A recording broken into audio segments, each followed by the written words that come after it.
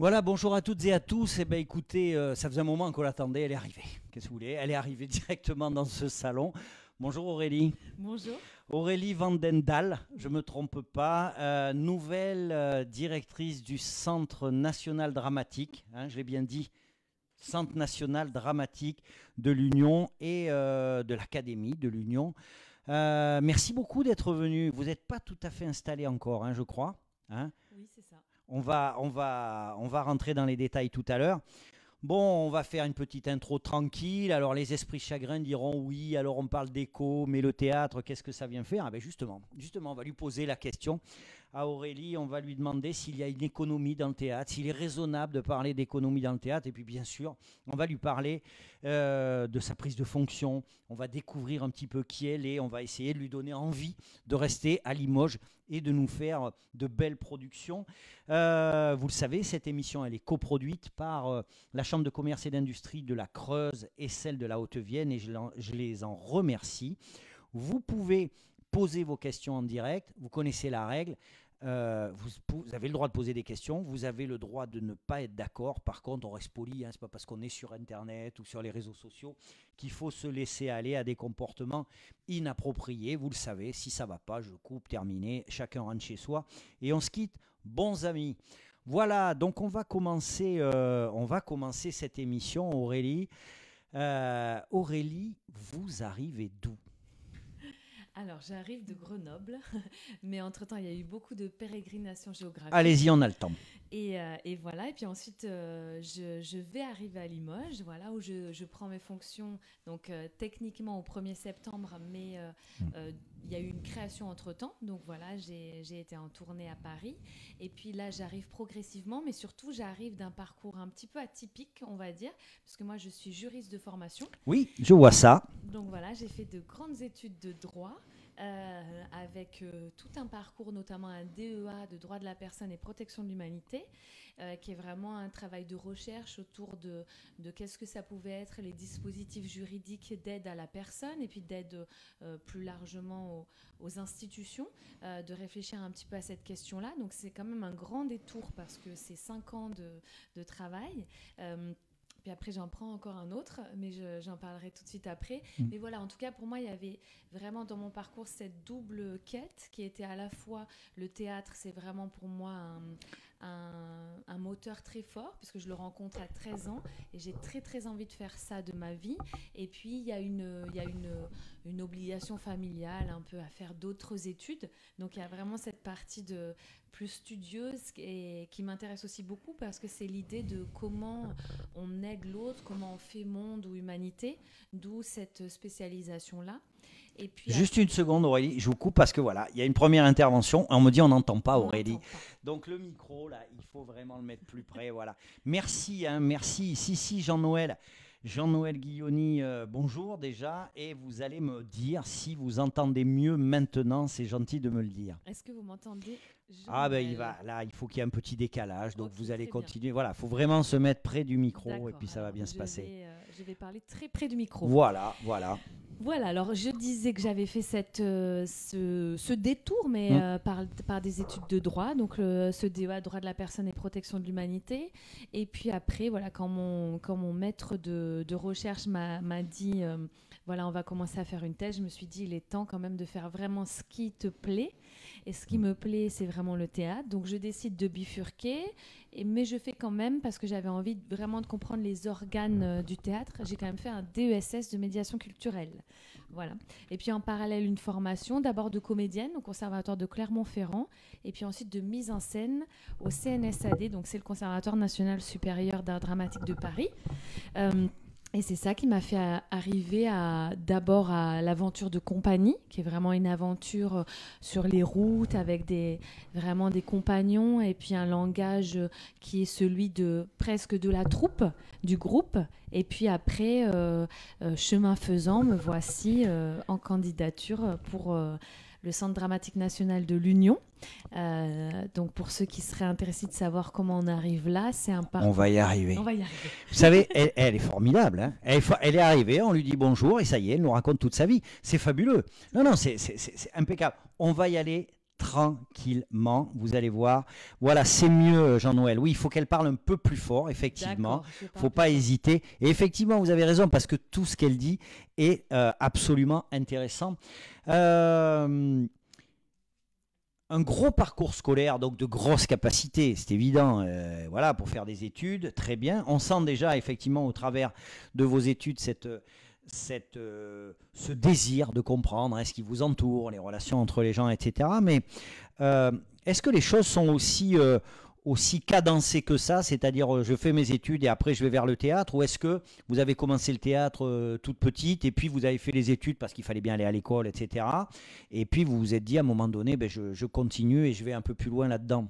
Non, non, j'ai commencé à 13 ans, voilà, après beaucoup d'échecs à la poterie, à la GRS, au volley, voilà, des doigts cassés, des bras cassés, donc beaucoup de maladresse aussi. Puis j'ai découvert le théâtre comme ça, et c'est vrai que c'était une révélation, vraiment pour moi, c'est-à-dire un endroit de liberté où on cherche, où on rencontre les autres, où on expérimente, et pour moi, c'est vrai que c'est une très grande découverte. Et puis, en parallèle, il y a les études, mais c'est vrai que tout ça, c'est des chemins qui se mixent et qui se rencontrent. Mais pour moi, c'était vraiment une envie très forte. C'est une famille d'artistes ou pas? Pas du tout. Enfin, mes parents sont très doués pour différentes choses. Un peu de peinture, un peu de sculpture. Mais il n'y a pas de... En tout cas, il n'y avait pas de professionnalisation. Ça restait un loisir. Bonsoir Sylvia. Alors, il y a Poitiers, Poitiers qui nous suit là. Sylvia qui est une fidèle, qui travaille à l'université de Poitiers, puis qui était particulièrement intéressée justement par la venue de cette nouvelle directrice, on va le dire, on va le redire, elle est super, vous allez voir, elle est simple comme tout, c'est un vrai bonheur. Donc pas d'artistes ou des professionnels dans la famille en tout cas. Vos parents, quand vous avez fait toutes ces études brillantes et que vous avez dit je veux continuer sur la voie d'artiste, ça les a pas inquiétés? Si. Complètement. Ah bon. Vous me rassurez. Vous me rassurez. Ça les a complètement inquiétés. Bah si, parce que je pense que c'est des métiers méconnus. Donc c'est des métiers aussi qui sont associés à des statuts, qui sont peu valorisés et qui sont aussi pour les gens peu producteurs d'économie. Nous, c'est vrai qu'on nous demande souvent, alors maintenant un petit peu moins, mais s'il y avait vraiment cette question, est-ce que c'est votre métier? Est-ce que vous gagnez votre vie? C'est ça. Quand on dit, qu'est-ce que vous faites dans la vie? Je suis comédien. Oui, mais comme métier, qu'est-ce que vous faites? C'est ça. C'est une question récurrente. Ouais.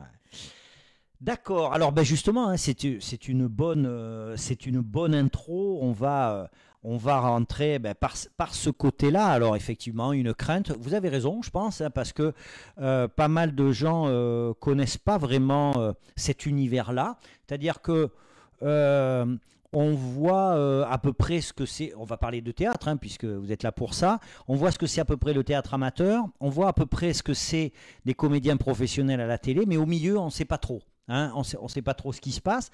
Alors, on ne va pas passer toute notre heure ensemble là à parler d'argent, loin de là, mais la première question, effectivement, là on est dans le spectacle vivant, est-ce que on peut parler d'un véritable secteur économique lorsqu'on parle de théâtre vivant? Ça, c'est la première partie. Et est-ce que quand on gère un centre national dramatique, c'est encore autre chose, est-ce qu'on est soumis à cette économie, par exemple, de l'offre, de la demande, comme quand on vend des spectacles normaux dans le privé? Alors, il y avait deux questions. Tranquille. Premièrement, est-ce que le théâtre et le spectacle vivant, c'est une économie à part entière? Bien sûr, c'est une économie à part entière. C'est-à-dire c'est de la production, de l'emploi, c'est de la gestion. Donc c'est totalement une économie à part entière. Ça peut se voir aussi sur des manifestations très précises telles que le Festival d'Avignon, qui est pour moi une espèce d'image vraiment de ce que ça peut être. C'est-à-dire c'est énormément de corps de métier qui sont au travail pour fournir une offre de spectacle, un service public. Ça, c'est très important pour moi. Donc, c'est un secteur économique à part entière qui embauche énormément.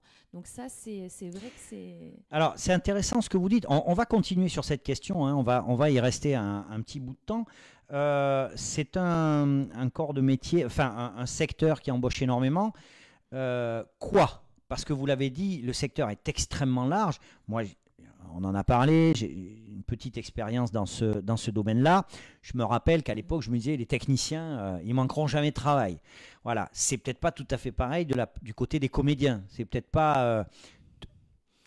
C'est vrai que c'est des vraies questions. Alors, vous me demandiez qui on embauche. Ouais. On embauche, c'est vrai, des artistes qui sont sur la scène. Il y a aussi ceux qui sont derrière, on va dire, la scène, dans les coulisses. C'est les techniciens du son, de la lumière, de la scénographie, du costume, enfin, tous ces corps de métier. Mais il y en a encore énormément parce que selon les typologies de spectacle, il y a des artisans différents. Il y a cette partie technique, il y a cette partie aussi production. Comment on fabrique un spectacle, avec quel partenaire, comment on s'entoure.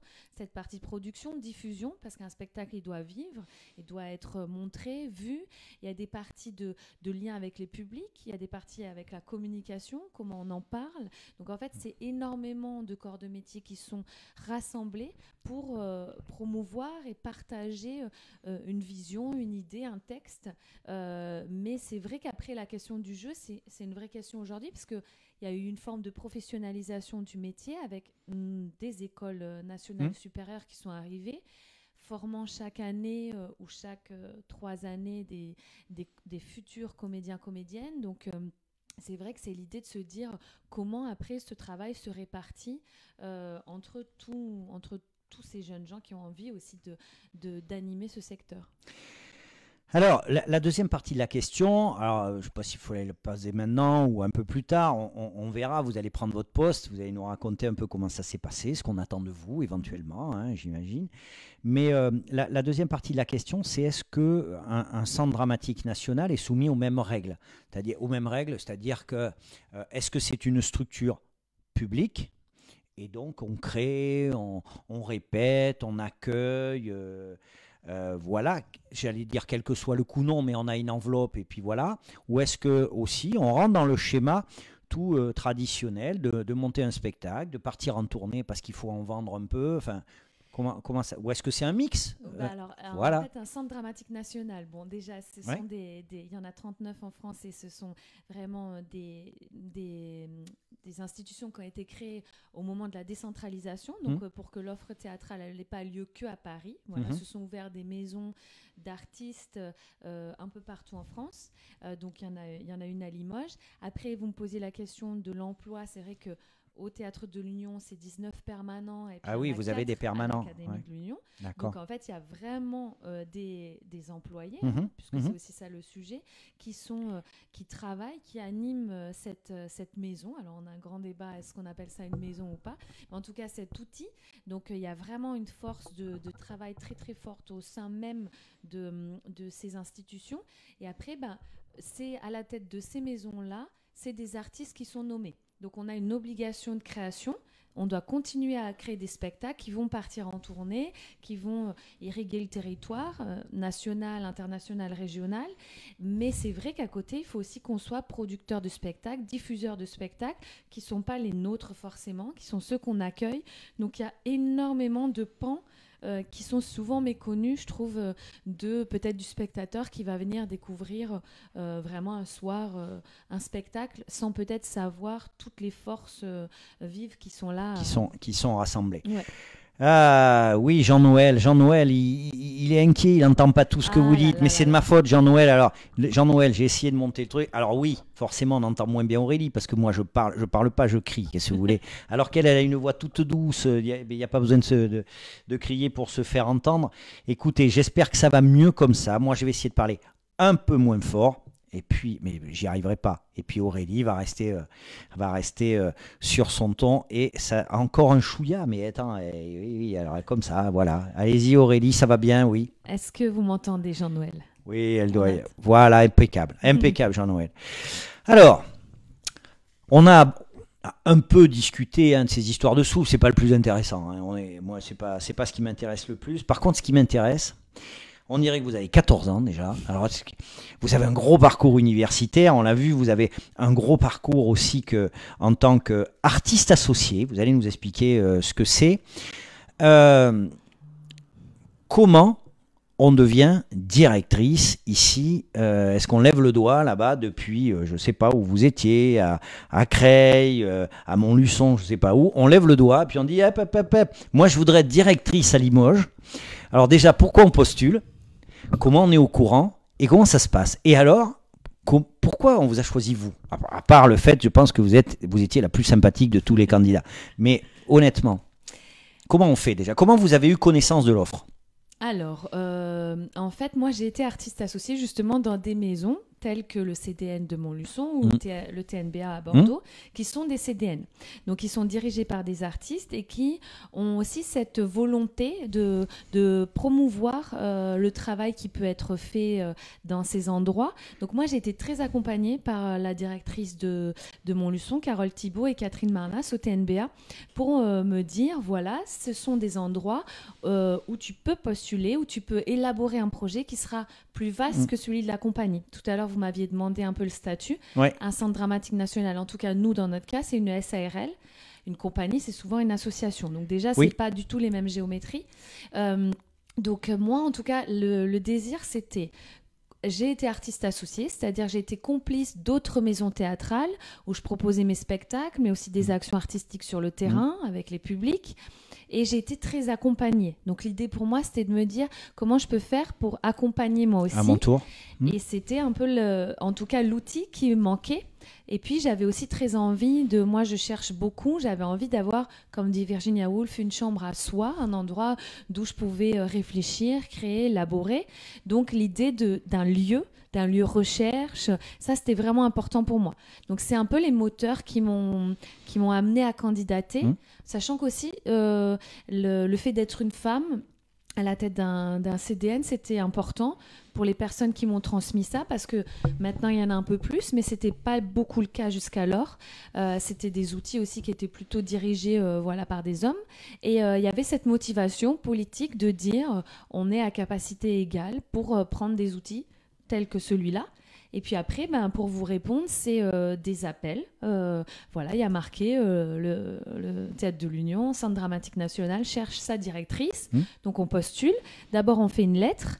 Et puis, il y a une sélection de candidats. Puis après, on fait... Si on est dans cette première présélection, il y a un dossier assez conséquent qu'il faut remplir en essayant de réfléchir à différents axes pour le territoire. Et à l'issue de ce dossier, il y a un oral devant les tutelles, donc l'État, la région, la ville, le département. Le ministère, et puis on présente ce projet et on donne les grandes orientations sur le premier mandat qui est de 4 ans. D'accord. Voilà. Pourquoi le Limousin ? Ouais. Alors, il y avait deux choses. Il y avait vraiment, pour moi, l'académie, c'était un moteur très fort de la candidature, parce que j'ai aussi beaucoup enseigné ces dernières années en école nationale, et il y avait l'idée de me dire comment on peut aider cette jeune génération qui arrive dans un contexte extrêmement tendu, parce que déjà que c'est pas un milieu facile pour plein de raisons. Il y a aussi cette crise très très forte qui est une crise de je dirais presque de la sensibilité, de la sortie artistique, enfin voilà, à plein d'égards. Donc c'était comment on pouvait accompagner ça, en tout cas être actif sur ce domaine. Puis après, il y avait le Limousin qui m'attirait beaucoup parce que j'ai un projet sur la forêt qui s'appelle la Forêt Monde. D'accord. Et donc qui se déclinera plutôt sur vraiment le premier mandat. Et donc le Limousin était un territoire vraiment fabuleux pour ça. Vous avez vu, hein? Ah, elle rigole pas, hein? Elle est rafraîchissante, c'est le coup. Non, mais c'est bien de voir arriver quelqu'un avec beaucoup de projets, avec beaucoup d'envie. Et je ne doute pas un seul instant que vous allez les mettre en œuvre. Je me pose une question quand même parce que, bien sûr, hein, comme toutes les émissions, vous avez travaillé avant, vous m'avez fait passer des choses. Moi, je vois bien, alors peut-être que c'est moi qui n'ai pas saisi cette histoire d'artiste associé. Je vois bien votre parcours d'artiste associé, voilà. Par contre, je ne vois pas quel est le petit truc qui vous a fait dire je vais prendre la direction. Alors, j'entends bien, vous avez des projets à développer, on parlera un peu plus précisément de l'académie tout à l'heure, mais être directeur ou directrice, c'est pas être sur la scène. Alors déjà, moi, je suis pas sur la scène. Je suis dans le noir parce que je suis metteuse en scène. D'accord. Donc, je ne vais que très rarement sur la scène, à moins d'avoir un petit discours à faire.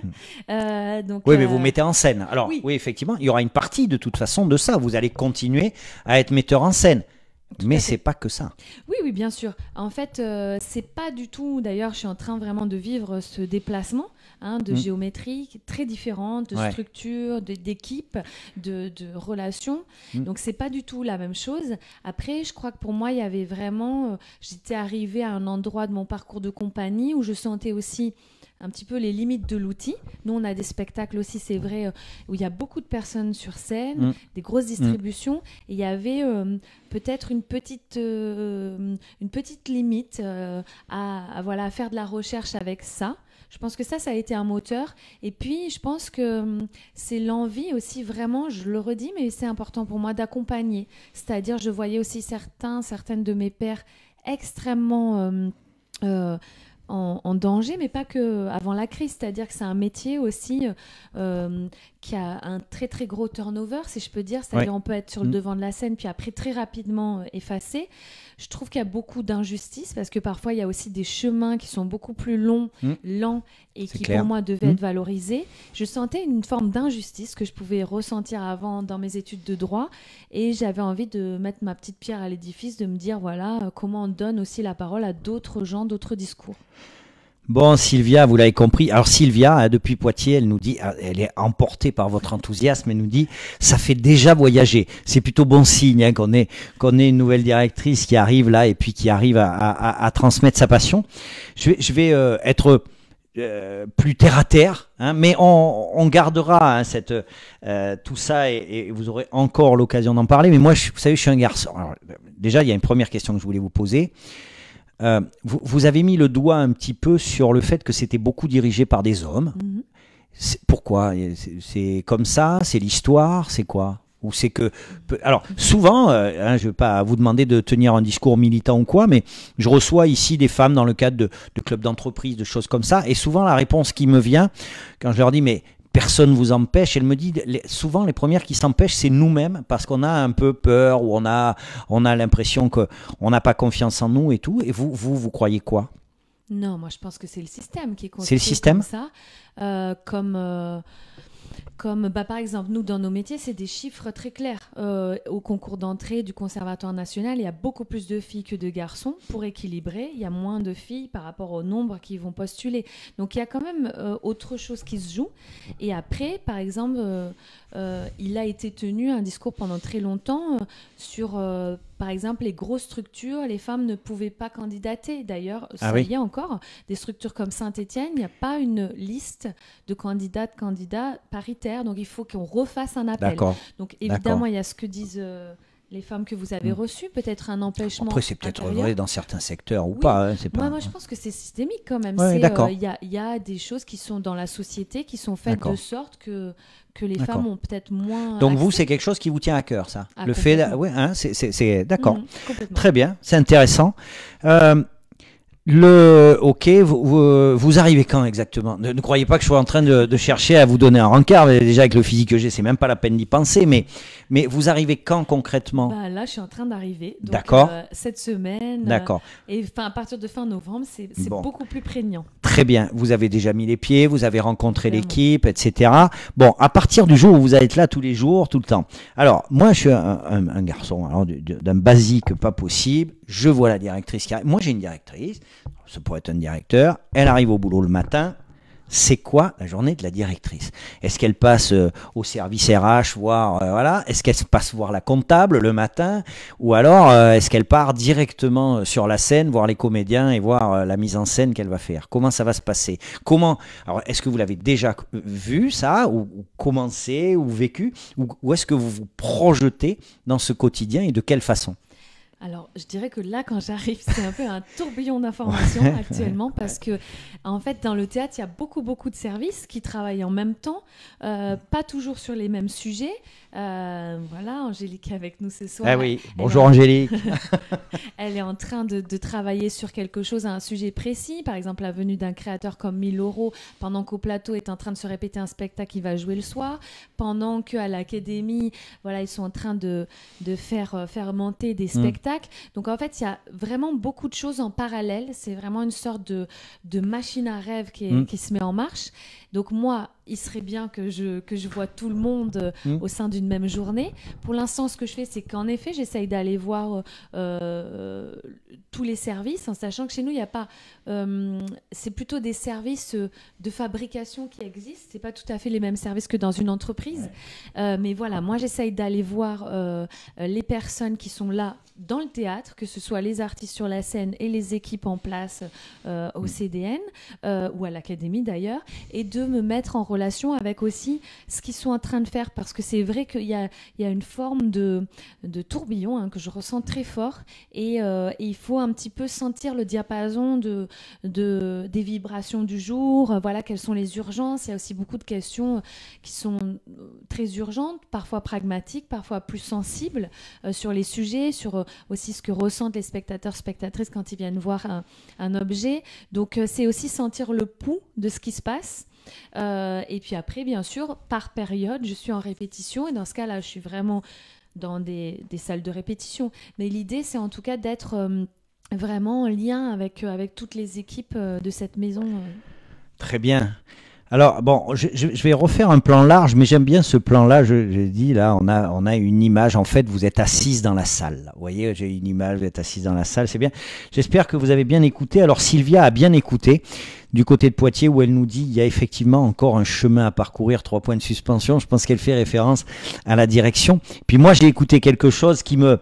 Alors effectivement, je me posais la question de savoir si elle passait à la compta tous les matins. Et en fait, elle me dit, il y a la machine à rêve qui se met en route. Donc on a bien compris, votre univers, c'est plutôt effectivement mettre en symbiose un petit peu tous ces acteurs-là. Bien sûr, la compta a son intérêt. Ah bah oui, mais c'est pas la première préoccupation, là. Tout de suite. Bah si, parce que je pense que la compta, Pascal et Coralie, elles sont vraiment aussi là pour permettre que ça soit possible. Ça, je pense que c'est très important. Les artistes tout seuls, ils peuvent faire des objets, mais est-ce qu'ils sont prévus, est-ce qu'ils sont montrés, déposés? Non, je pense que c'est vraiment... D'ailleurs, à tout niveau, on a besoin des autres corps de métier. Absolument. Très bien. On va revenir un peu sur les métiers, justement. Qu'est-ce qu'on dit, qu'est-ce que vous pouvez dire à des parents dont les enfants veulent devenir des artistes? Des artistes, ils ne savent peut-être pas au départ s'ils vont être professionnels ou pas. Qu'est-ce qu'on leur dit? On leur dit qu'il faut qu'ils soient inquiets. Est-ce qu'on leur dit qu'il vaut mieux travailler sur quelque chose d'autre? On leur dit quoi aujourd'hui? Aujourd'hui, quel est qu'est-ce que vous pouvez leur dire à ces gens-là? Je leur dirais d'être à l'écoute, parce que moi, on m'a dit de ne pas faire ça, j'ai fait ça quand même. donc je pense que ça... Au final, je me dis, le monde est en crise, autant faire quelque chose qui a du sens et qui nous plaît, en sachant que je trouve que c'est un vrai domaine où il y a du travail. C'est plus la manière de le mettre en œuvre, de se sécuriser. C'est vrai que pour l'instant, il y a un statut d'intermittent du spectacle qui est quand même méconnu, qui du coup semble... c'est quand même un statut précaire, puisqu'il y a des droits qui n'existent pas, qui ne sont pas en tout cas les mêmes que dans des emplois CDD. Grosso modo, on peut le dire, c'est-à-dire il faut travailler un certain nombre d'heures dans l'année, si ça n'a pas changé, à l'époque c'était 507 heures, moi je me rappelle, et, en cachet, etc. Et on ouvre droit à l'indemnisation chômage pendant 1 an. Et c'est revu tous les ans, voilà, c'est ça, voilà. Exactement, à quelque chose près, c'est ça. Ouais. Bien... Donc ça reste effectivement très précaire. Alors, ce qui est précaire, en fait, c'est que y a toute une série de droits qui sont pas les mêmes. Par exemple, c'est pas les congés payés sont pas les mêmes, même s'il y a les congés spectacles, les modalités d'assurance, je dirais d'assurance, vraiment en termes de sécurité, sont pas les mêmes. C'est quelque chose qui doit être renouvelé. Après, c'est aussi quelque chose qui permet d'être dans un travail de fond, au long cours. Et puis, c'est quand même une très grande chance parce qu'il y a beaucoup d'artistes dans d'autres pays. Ce statut n'existe pas. Ils sont obligés d'avoir deux professions. Moi, c'est ça qui me semble le plus précaire. C'est-à-dire, c'est quand je vois moi, des musiciens aux États-Unis qui font 2-3 métiers dans la journée, qui me semblent aussi prendre beaucoup de risques pour leur santé. Mais moi, je dirais que je trouve que dans un monde qui perd un peu du sens, que son enfant fasse quelque chose qu'il aime, ça me semble quelque chose de plutôt réjouissant. Aujourd'hui, alors, on a compris, il faut les deux. À la fois, ça peut être un métier, ça peut être une passion, c'est clair. Est-ce que quand même, il n'y a pas un risque de se faire une fausse représentation aujourd'hui avec ce que l'on voit? Est-ce que, moi par exemple, j'étais toujours surpris, effectivement, c'est ce que je vous disais en introduction, de quand on parle de comédien par exemple, les gens y voient soit l'amateur qui va dans les salles des fêtes le dimanche, soit les gens qu'on voit à la télé ou rien du tout. Ils ne voient pas tout ce qu'il y a. Il y a des comédiens qui travaillent tous les jours, des comédiennes qui travaillent tous les jours, des musiciens qui travaillent tous les jours, sans qu'ils soient forcément à la télé, etc. Est-ce qu'il n'y a pas un peu une sorte de mauvaise représentation de ces métiers Sûrement, parce que c'est vrai que c'est un statut qui est un petit peu moins connu. Aussi, qu'est-ce que c'est C'est vrai que par exemple, faire du cinéma ou de la télé, c'est pas du tout le même travail que l'acteur de théâtre qui doit lui répéter. Donc, il y a une forme de dépôt comme ça dans la longueur. Là où l'acteur de cinéma va plutôt faire un travail en amont, puis après, il y a quelque chose de très instantané. Donc, c'est sûr qu'il y a, je pense, une fausse représentation, parce qu'aussi après, peut-être que l'expérience du vivant sur la scène, pour moi, ça, c'est vraiment inhérent au théâtre. C'est-à-dire, d'ailleurs, il y a plein d'acteurs de cinéma qui le cherchent. On voit Isabelle Huppert, elle est beaucoup sur les scènes de théâtre depuis quelques années.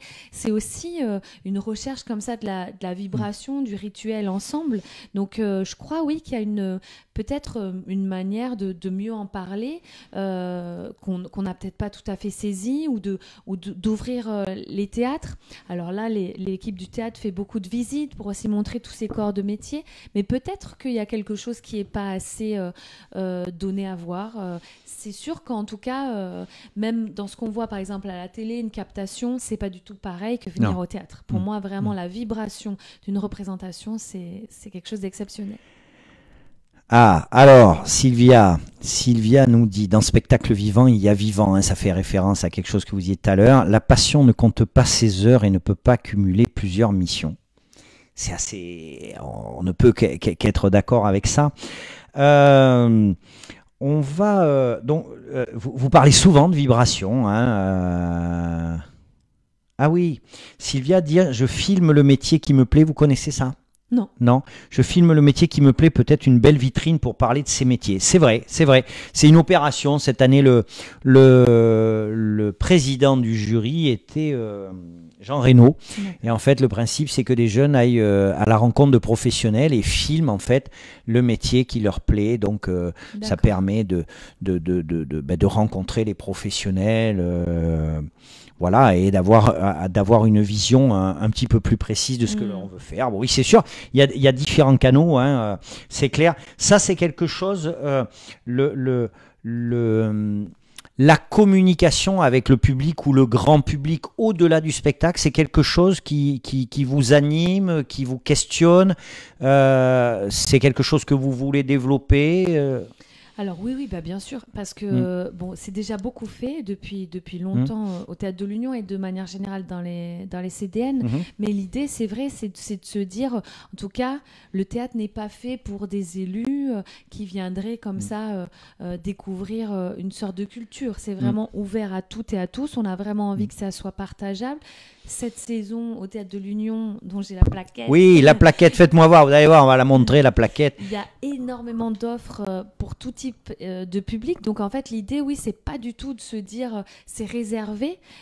Et c'est vrai qu'il faut qu'on puisse vivre ces expériences, même si c'est pas beaucoup. On n'est pas obligé de venir beaucoup de fois dans une saison, mais l'idée, c'est de se dire qu'est-ce que c'est ça, cette chose-là qui se fabrique dans les salles noires ou parfois ailleurs, parce qu'il y a aussi aussi une programmation qui est hors du théâtre. On appelle ça hors les murs ou en décentralisation. Et du coup, ça peut être aussi dans la salle des fêtes, parce qu'il n'y a pas que l'amateur qui se produit dans la salle des fêtes. Oui, non, mais tout à fait, vous avez raison. C'est une vraie question. Donc, c'est comment, en tout cas, tout ça, c'est mis au jour, quoi. Alors, ça nous amène. Elle est super la plaquette, et elle est épaisse comme ça en plus, je vous dis. Donc il y a vraiment beaucoup de choses qui vont se passer. On va justement en parler. Vous arrivez.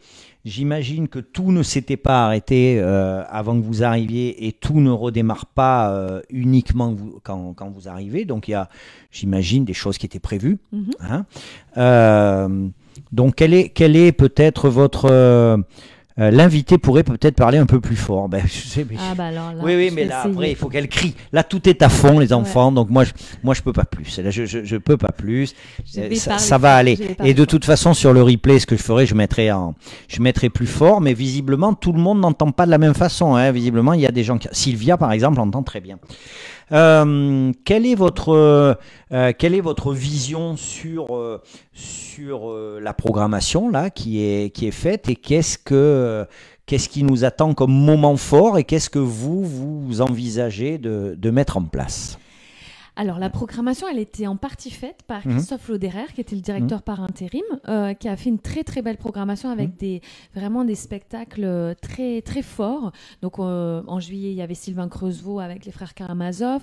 Là, on accueille bientôt Fraternité de Caroline Guyella-Nguyen, qui est une grande fable sur comment on peut créer du lien avec des disparus, qui a vraiment été un événement du Festival d'Avignon, mais là qui est en tournée partout, à Madrid, à Berlin. Donc c'est quand même génial de l'avoir à Limoges. C'est 1er et 2 décembre. C'est un spectacle magnifique que moi j'ai eu l'occasion de voir à Avignon. Il y en a plein dans la saison. Il y a aussi des spectacles pour toute la famille. La petite fille qui dit non, Carole Thibault. C'est vraiment un spectacle à voir autour d'une revisite du Petit Chaperon Rouge. Là où je vais la nuit, c'est une compagnie régionale en janvier, un très très beau spectacle aussi, en création, donc là vraiment dans les murs du CDN qui vont vibrer. Et puis moi je vais présenter en décembre, parce que Christophe avait eu l'élégance de réserver 2 créneaux pour la direction qui n'était pas encore nommée. Donc il y en a un en mars qui va être à une artiste associée qui s'appelle Elsa Grana.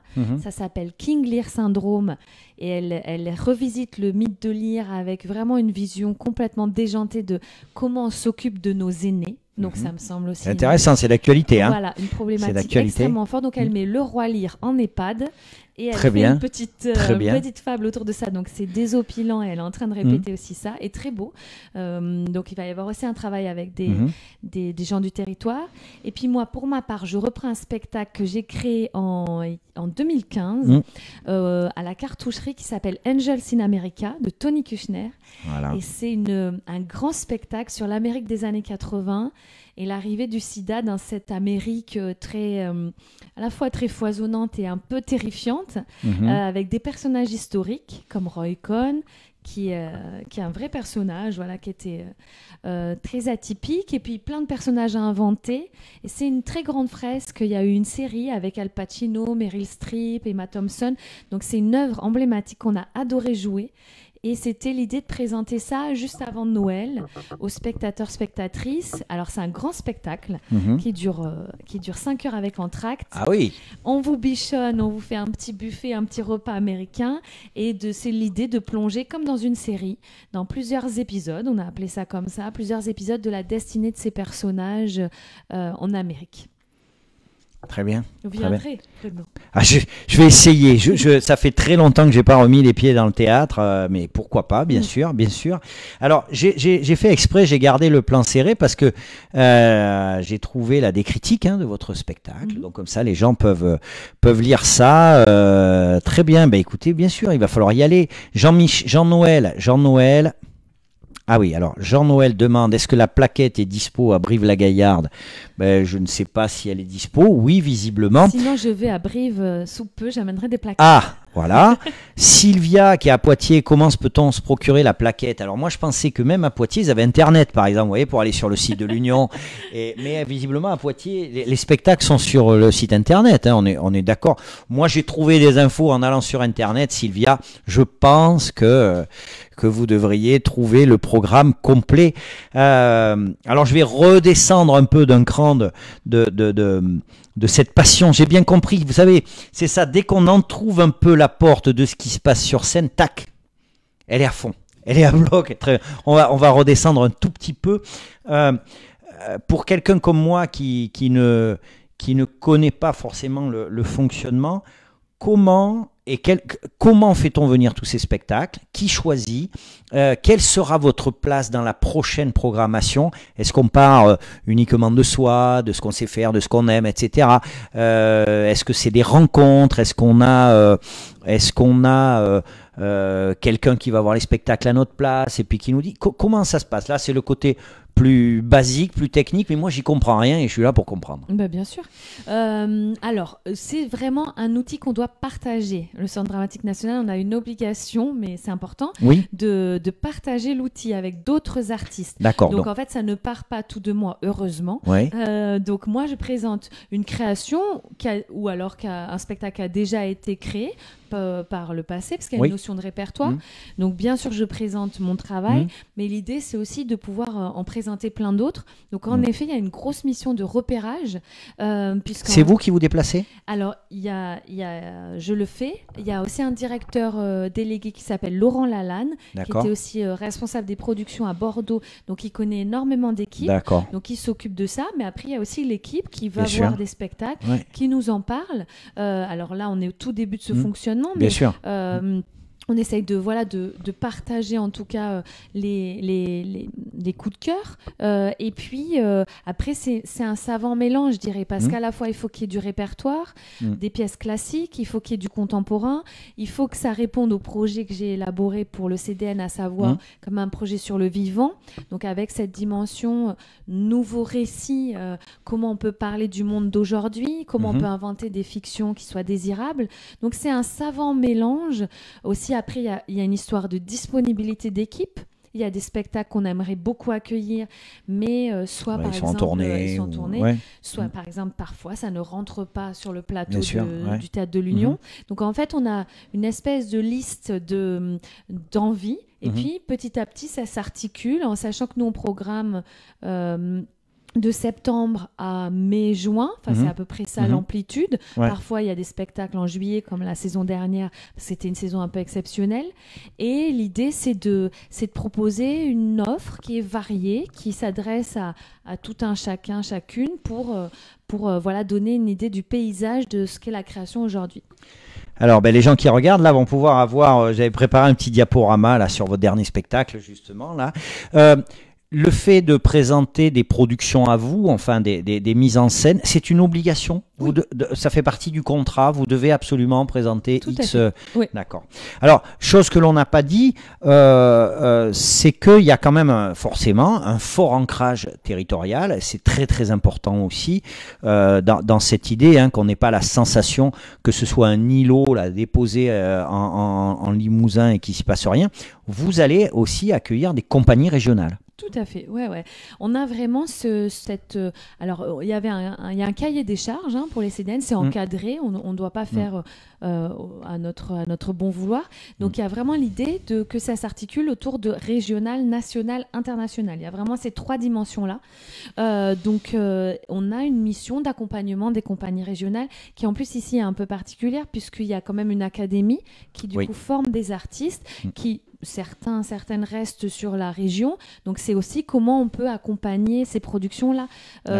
Comment on peut évidemment avoir une mission d'insertion quand ils sortent, et puis après suivre les compagnies, et puis peut-être leur proposer un partage de l'outil en résidence, en répétition. Il y a cet atelier de costumes, il y a cet atelier de décor au Centre dramatique national qui sont un peu des choses méconnues, qui sont des forces vraiment d'apport en industrie. Donc l'idée, c'est de voir comment on peut avoir cette attention à la création régionale et rester toujours ouverts au reste. Donc c'est encore une fois un mélange toujours. Ouais. Ouais, c'est un savant mélange. Alors là aussi, hein, vous l'avez un peu abordé. Et moi, je trouve que tout le reste est extrêmement important. Je trouve que c'est une mission extrêmement importante aussi. C'est l'académie. Donc l'académie, qu'est-ce que c'est? Qu'est-ce que ça représente? Comment ça fonctionne? Quels sont les objectifs et quelle est votre vision de cette académie? Alors l'académie, donc c'est une école nationale supérieure de formation d'acteurs avec une petite particularité quand même très importante, c'est qu'il y a une classe préparatoire d'ultramarins qui était l'initiative du précédent directeur. Donc les ultramarins, c'est les gens qui arrivent d'ailleurs. D'ailleurs, Nouvelle-Calédonie, Mayotte, Guadeloupe, Martinique. Donc c'est des jeunes gens qui ont envie de faire du théâtre et qui veulent se former à ces concours. Et donc ils vont venir passer un an à Limoges, à l'académie. Et ils vont travailler à passer les concours. Voilà. Ils ont un statut d'apprenti? Ils ont un statut de quoi? Ils ont un statut d'étudiant. D'étudiant, d'accord. Ouais. D'accord. Et voilà, donc il y a cette singularité qui est vraiment la particularité. C'est la seule école en France qui a cette classe préparatoire. Il y a eu beaucoup de classes préparatoires là, d'égalité des chances qui ont été menées avec différents théâtres du territoire. Donc l'académie, c'est une formation pendant 3 ans pour des jeunes gens qui ont envie de devenir interprète ou alors parfois metteur en scène, ou peut-être il y en a après qui vont devenir cinéaste, voilà. En tout cas, c'est ça, c'est donc 3 ans avec des intervenants très différents. Alors c'est qui ces intervenants? D'où ils viennent? C'est quoi? Alors c'est parfois, je dirais même souvent lié peut-être aux orientations, affinités du directeur ou de la directrice, c'est-à-dire qu'est-ce qu'on a envie d'enseigner, quels sont un peu les pairs qu'on pense avoir le talent de la pédagogie, parce qu'être un grand artiste c'est une chose, être un grand pédagogue c'est autre chose. Tout à fait, il y a des artistes qui n'ont pas envie de faire ça et des pédagogues parfois qui peut-être ont mis de côté leur dimension d'artiste. L'idée c'est quand même qu'il puisse y avoir les deux pour qu'à la fois les élèves puissent avoir accès à des gens qui sont à leur écoute, qui sont capables de transmettre leur art, qui est très... il y a des disciplines très différentes, il y a de la danse, du chant, des cours de voix, des cours de théâtre masqué, du théâtre peut-être plus performatif. Voilà, l'idée c'est de leur donner une vision assez large de comment ils peuvent utiliser leur outil et au service de quoi pour trouver eux-mêmes leur singularité et puis après déployer vraiment leur parcours d'artiste. Ça pendant 3 ans et ensuite il y a ce qu'on appelle un fonds d'insertion, c'est-à-dire on les accompagne. Plutôt, on accompagne les gens qui pourraient les embaucher avec une réduction de charges. Voilà, pour les... Comment vous voyez-vous dans cette académie? Quelle va être la couleur d'Aurélie? Quel va être le plus d'Aurélie dans cette académie? Comment vous la sentez? Comment vous la percevez? Et qu'est-ce que vous voulez y mettre? Alors, pour moi, c'est vrai que c'est un lieu génial parce que peut-être les auditeurs auditrices ne savent pas, c'est vraiment à Saint-Priest-Orion. Ah mais là vous êtes sur le perron, là. Là, en direct, vous êtes sur le perron. C'est un lieu magnifique voilà, qui est entouré de bois. C'est une bâtisse dans laquelle il y a des salles de travail. Moi, c'est vrai que je m'y vois vraiment... enseigner, donner des impulsions. Alors, il y a un directeur pédagogique qui s'appelle Paul Golub et puis une équipe. Ouais. J'avais reçu Paul. Ouais, tout à fait. Oui, voilà. Qui sont vraiment très, très actives. Donc, Christelle, Françoise et Louise, qui sont là pour accompagner vraiment les élèves. Moi, je m'y vois comme une sorte de rôle, oui, je dirais d'impulsion, parce que moi, je pense que le monde du spectacle vivant, il change très, très vite en ce moment. Il faut qu'il soit... je dirais, au fait de toutes les mutations qu'il y a en termes de langage scénique. Après, eux et elles nous apprennent beaucoup aussi parce qu'ils ont aussi beaucoup de préoccupations sociales qu'ils ont envie de mettre sur la scène. Je trouve ça important aussi qu'on soit à cette écoute-là. Et... donc moi je vais donner des stages, je vais monter des choses avec eux, mais à la fois il faut que ça puisse être une école qui leur permette de découvrir d'autres artistes qui vont les embaucher après. Donc je me vois comme un peu un rôle de transmetteur, transmettrice, je sais pas comment dire, enfin un électron libre, mais voilà, j'ai très envie de travailler aussi avec LE. En tout cas, c'est bien parce que on s'y attendait peut-être pas. On entend parler d'insertion. hein. On entend parler d'insertion alors qu'on est avec la nouvelle directrice de l'Union, et c'est pas forcément des mots, hein, qu'on prononce tous les jours, donc c'est plutôt assez rassurant. On revient juste un petit peu sur la programmation. Il y a quelque chose qu'on n'a pas évoqué et que peut-être les gens ne connaissent pas, c'est qu'il va y avoir une programmation jeune public. Oui. Tout à fait. L'idée, c'est Christophe, mais l'équipe aussi avait cette envie-là, d'ailleurs, qui est dans le cahier des charges. Hein, Normalement, on doit proposer une offre adressée à tous les publics. Donc, c'est vrai que venir avec sa famille, avec ses enfants au CDN, c'est quelque chose. Ouais, parce c'est que une fabuleuse porte ouverte, voilà. Bien sûr. Et l'idée, c'est aussi que les enfants puissent venir avec leur établissement scolaire, découvrir des spectacles de la petite enfance jusqu'au lycée. Alors, les lycéens et lycéennes, ils peuvent vraiment voir aussi des spectacles qui sont destinés aux adultes. Mais c'est vraiment l'idée de se dire comment on les accompagne à pousser les portes du théâtre. Et peut-être qu'il y en a qui vont avoir envie d'aller à l'académie ensuite. Et donc, il y a vraiment une programmation cette saison qui est développée et qu'on a envie de poursuivre la saison prochaine en se disant, voilà, qu'est-ce que ça fait si dans sa vie, par exemple dans son cursus scolaire jusqu'à la 6e, on va plusieurs fois au théâtre. Peut-être que cette habitude-là, elle s'inscrit dans nos cellules et qu'on est plus à même après d'y retourner. Très bien, ben Jean-Noël, hein, là ce coup-ci il a entendu Jean-Noël, hein, là il a entendu puisqu'il nous dit génial la programmation jeune public. Ben oui, mais elle a l'air géniale, hein. Moi je pense qu'elle est géniale. Bon. Et Sylvia nous dit que la sensibilisation est importante. Aurélie, ça fait déjà 50 minutes qu'on est ensemble. Qu'est-ce que c'est qu'on voit là? Regardez, vous allez voir, on va le serrer. La petite fille qui disait non en mars, donc ça c'est un spectacle, alors moi je dis tout public, mais c'est à partir de 8 ans. Voilà, donc il y a des représentations scolaires et des représentations tout public. Il y en a plusieurs, hein, mais là de mémoire, le Dagor, Terreur au feu, bien sûr. On vous dit tout, il y a quelqu'un qui souffle là. Hein. Il y a quelqu'un qui souffle. Terreur au feu, Pierre Meunier, bien sûr, c'est en novembre. Ça, c'est génial. Si vous ne connaissez pas Pierre Meunier, il faut absolument y aller. Pierre Meunier et Marguerite Borda, qui sont à Hérisson. Et après aussi la compagnie du Dagor, qui sera en fin de saison. Mais il y en a plein d'autres, La Tête ailleurs.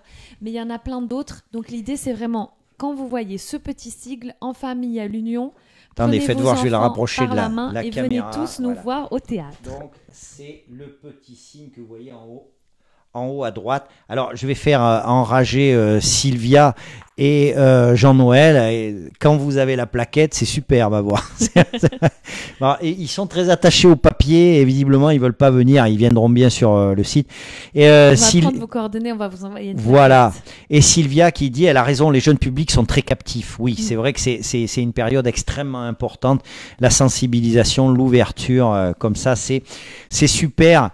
Aurélie, ça fait 50 minutes qu'on est ensemble. Moi, j'ai pas vu le temps passer, donc c'est super. Je sais que vous avez une petite réunion derrière, donc on va finir tranquillement par la dernière question. Alors, juste, je voudrais rappeler que Angels in America, c'est le 16, 17 et 18 décembre. Oui, tout à fait. C'est ça, 16, 17 et 18 décembre prochain. C'est très long, hein, donc il faut tout prévoir, sac de couchage, tout. Enfin, on vous expliquera tout. Non, c'est il n'y a pas besoin, on va vous accompagner. Voilà, on va vous chouchouter, elle a dit, au théâtre. Donc je vais attaquer la dernière question. Vous êtes à peine arrivé que je vais déjà vous demander, grosso modo, si vous fermez les yeux, comment vous vous voyez au bout de 4 ans. C'est ça, le premier mandat, c'est 4 ans. Qu'est-ce que vous aurez fait dans 4 ans? Qu'est-ce qui, aujourd'hui, pour vous, est essentiel d'avoir réalisé dans 4 ans? Non, mais notre directeur délégué, Laurent Lalagne, parle beaucoup d'étoiles polaires, d'avoir vraiment cette espèce d'objectif d'étoile. Pour moi, c'est de se dire, c'est vrai que suite à cette crise, j'ai senti, voilà, je pense que là, on n'était pas une nécessité, nous, le théâtre, forcément. Il y a eu beaucoup d'autres problématiques qui se sont emmêlés, voilà, qui ont fait que le public peut-être se dit moins que c'est nécessaire d'aller au théâtre. Moi, c'est ce que je ressens parce qu'on sent qu'il y a aussi d'autres questions qui sont arrivées. Moi, j'ai envie dans 4 ans de me dire qu'on fait une grande fête au Théâtre de l'Union pour fêter notre saison 2024-2025, ou c'est ça, je crois, qui serait extrêmement partageuse et fédératrice avec beaucoup d'actions artistiques.